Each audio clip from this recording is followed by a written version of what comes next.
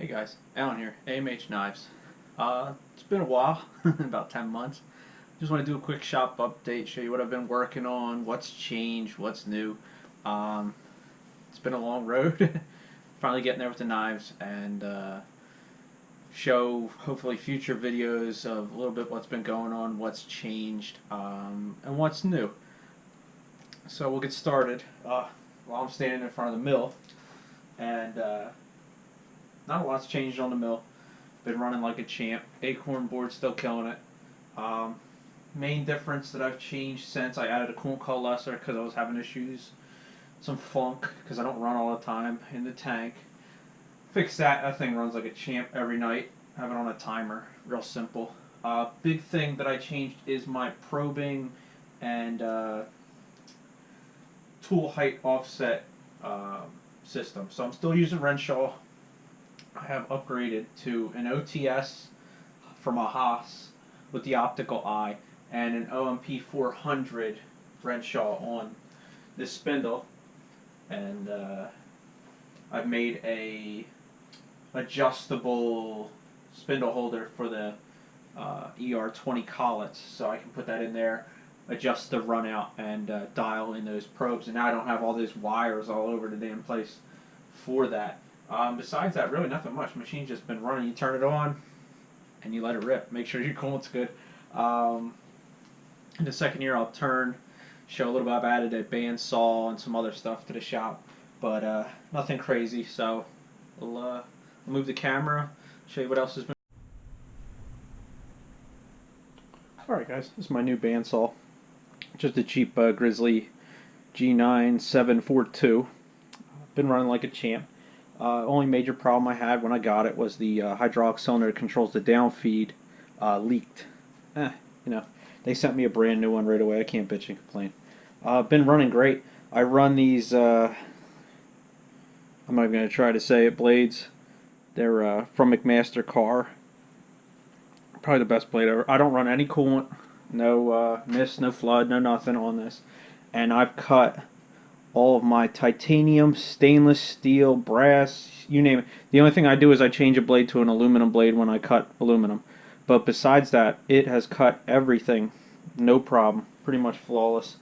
You could do maybe 10, 15 cuts before you got to give it a little rest because the motor gets a little hot. Just doesn't have a great fan on it. Maybe one day I'll upgrade that. But besides that, thing runs great.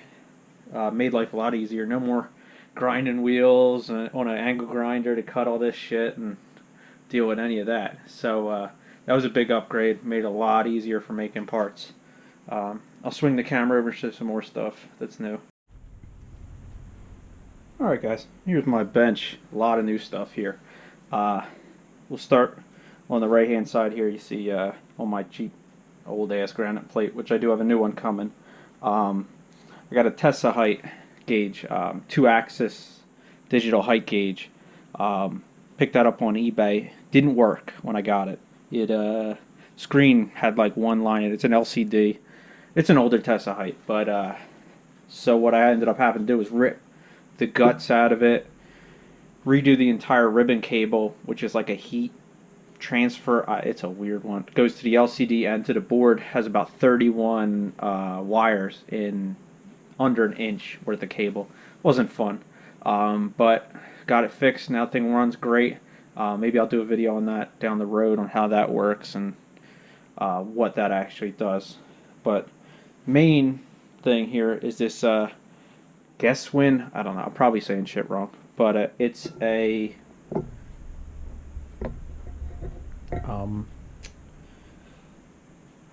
system that a lot of tool and die guys use. It's a lot of ultrasonic tools, and makes a huge difference for polishing knife blades. So go through what I use. I'm going to make a full video on this because I couldn't find anybody that really did it. So main thing here are the stones, 100 grit to 1200. I run them on a die profiler, it's called, which is this guy right here. What a die profiler does is it oscillates, so it just moves back and forth. I'll turn it on just to show you. how it works. So if I slow it way down, it runs about a 2 mm pulse on it. And what you do is you ramp that up and you use a stoning lubricant to basically stone your parts. So I do them right out of heat treat on my blades, so they'll come off just like that. Pretty good shape, not a lot of issues with that. They come off once they're tempered right around 62 Rockwell for this is an XHP blade, and you'll stone them up to the 1200 grit with this handle, which is just a straight back and forth motion using the stones and the oil. Once you've hit the 1200, I switch to these handles. I have two different ones. They both oscillate laterally. One moves a lot more than the other. And I'll start with diamond paste, which are oil based. I'll start at a 60 micron, work my way up to a 3 micron using the large sweep handle first. Once I've hit that 3 micron, it's pretty damn good looking, but then I switch to the much shallower sweep, and I'll do cut and color compounds, and then finally finish it off with some synchrome.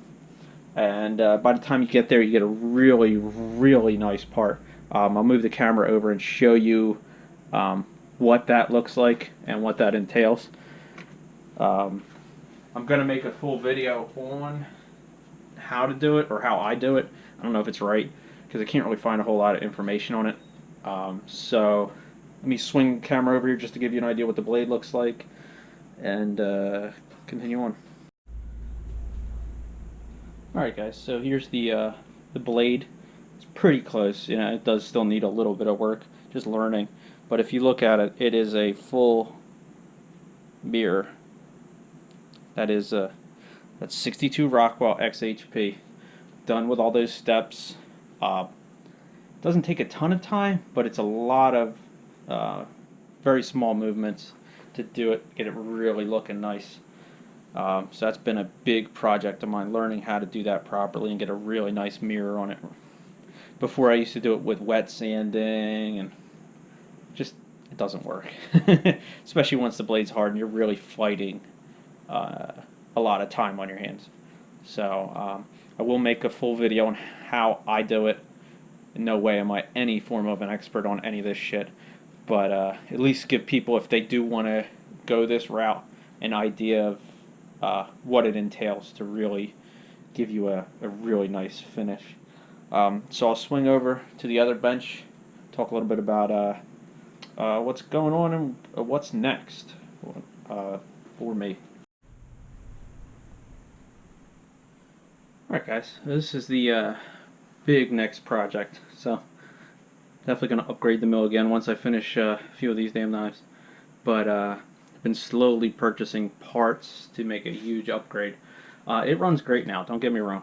It's way better than it's ever been, but it could always be better, in my opinion. So my big deal, I purchased NSK ball screws, C5 rated, coated. I did get them off of eBay, but they're going to allow me to run bigger movements, smoother, tenfold better than what I'm running right now. I'm running they're supposed to be C7, which they're not. Chinese made, you know, really kind of ball screws. So these are a lot stronger, better bearing support system, make a huge difference. Also, big upgrade is going to be the table. Add in another 4 to 5 inches of travel. It's 2 inches wider than the base I have now. It's going to run all new rails, all new height. I'm getting a 24 by 36 inch granite plate, A-rated. I'm going to scrape in all of my linear rails on this new machine, so I can get them really way flatter, and they're not shimmed like I did before. Just altogether better, smoother machine, because these ball screws with the clear pass I run, I can go up to 800 inches a minute once I'm all said and done. I won't, because I'll probably fly off the damn table, but that is going to be next. Bigger column, everything just beefed up, made more stronger for bigger parts. Next to you, now this is the big boy. This is the ticket right here. It's the new spindle. This is an American-made precise spindle. And what this gives me is 8 horse, 5,000. It goes to 30,000. I can't run that high because I don't have 480 volts here. So I'm going to have to derate this. Fastest it'll go will be 15,000. But the big deal with it is it's stronger, it's better. It has a auto drawbar inside of it, air powered. It's water cooled. It runs these guys right here, an HSK40E. This is a shrink fit, but has no dog. It's all internal in this spindle, so it'll be a lot easier for me to change tools, maybe make a tool holder or tool changer, umbrella style or something like that, and just give me a lot more robust spindle for this machine, so I can do a lot heavier machining and a lot more accurate than the Chinese water-cooled router spindle that basically I have on there right now. So that's going to be the big upgrades coming up. I'll show you what's been I've been making now in this shop. Alright guys, so this is everything I've been working on the last 10 months since we've shown anything. This is my knives at this point. You got your full titanium handles, both sides. That's off the machine. I've just started working on the pivots, so this is the inner portion, and then there's going to be a full abalone side to it. The other side I'll have a abalone insert as well with a outer ring for a tool to tighten these. You've got titanium back spacers. They just got a little bit of flashing here because they were glued down to make this all one shot. These are titanium and Damascus. The back lock is all one piece shot, no flipping, no second op. These are 410 stainless, and then there's a couple Damascus ones as well. And the big deal is the blades. So there's XHP steel, Nitro B77, and 2 Damascus blades that I've been working on. These are how they come off the machine. There's been no sanding, no filing, nothing like that. So they'll get heat treated exactly like this. The Nitro B77 has to be quenched and then put into cryo. I think it's 3 times. I could be wrong. It's a lot. The XHP doesn't necessarily have to be, and the Damascus doesn't necessarily have to be, but then it has to be polished and etched for it. But just slowly getting them together, getting them heat treated, and getting all the parts worked out. So I'm at this point where finishing pivots, which are the last key component that I have to make on the machine, and then it's a lot of fit, finish, and assembly with the knives. They are getting there. I am working on them. It's just a ton of learning, fixturing, setup, tooling, there's been a ton of work, but it is getting there, guys. So one day I will have knives out at some point in damn time. Alright. Last but not least, big project I finished was a new air compressor for the shop. I was running a DeWalt little tanked, I think it was a 5-gallon tank system. Just noisy as all hell, especially inside the house here. So I got tired of that, and I purchased a PowerX. This is a oilless scroll. I purchased the head off of eBay. Sight unseen, well, picture unseen. I want to say I paid $200 for it. Big problem with it, reason it's on eBay, is that the center bearing that runs the main shaft that runs through this PowerX head right here is it had failed, shot all the needles out, and blew the backside right out of it.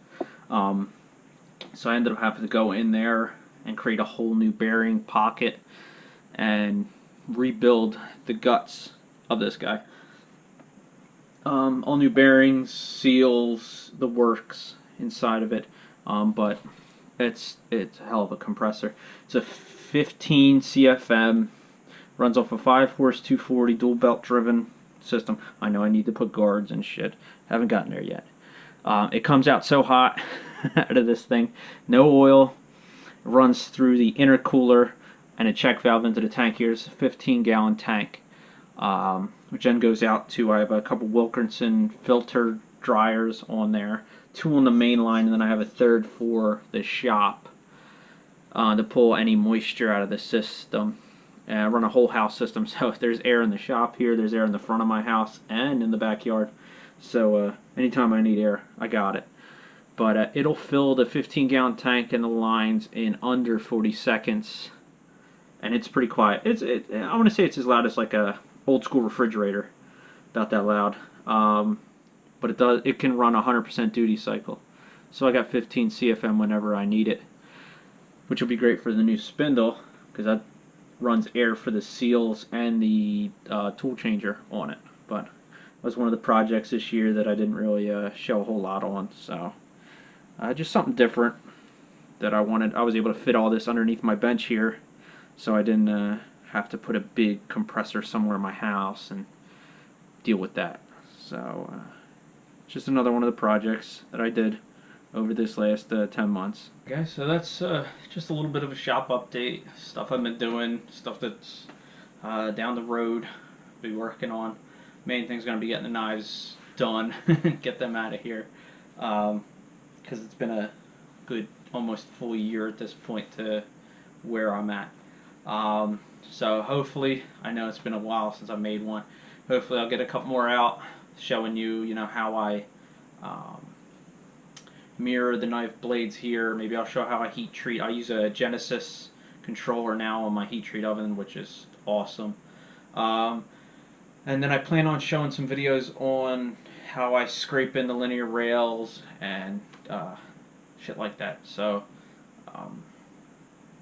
if you like it, subscribe, comment, whatever the hell you feel like doing.